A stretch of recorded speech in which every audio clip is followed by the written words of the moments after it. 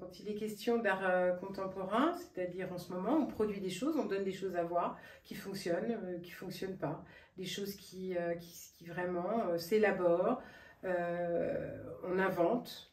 Il y a forcément une envie de montrer quelque chose avec beaucoup d'intensité et en plus quelque chose d'extrêmement intime. Et puis et d'essayer d'être le plus juste possible avec cet intime. En fait, je me rappelle les premières tentatives qu'on a eues quand on s'est dit qu'est-ce qu'on va raconter à partir justement de ce premier postulat de où sont passées les pierres. Parce qu'au début, c'était ça la question. Et c'est comme ça qu'on en est venu au titre Les Disparus. Et je me rappelle que moi j'avais fait justement une série de mots, j'avais fait comme une sorte de cartographie avec le mot secret, les pierres qui parlent, les empreintes, les nus.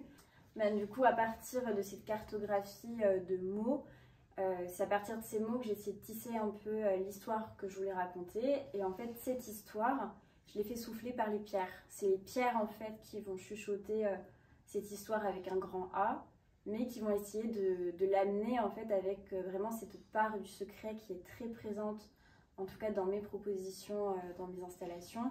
C'est un secret, mais qui reste à l'état de secret. C'est de l'art contemporain au sens où on essaie, on fait des essais, on est dans un laboratoire.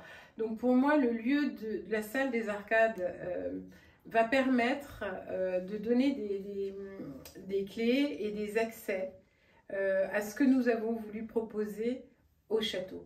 Il y a juste une œuvre sonore que du coup j'ai réalisée avec ma tante, où là il y a cette idée de faire parler les pierres et justement de glisser de temps en temps une petite clé historique dans cette pièce-là. Mais c'est le seul moment où mes pierres vont utiliser la langue française. Sinon, c'est vraiment un langage qui leur est propre. Dans la poussière des tableaux que j'ai donné à voir, en fait, il y a peut-être un peu de renard, il y a peut-être un peu de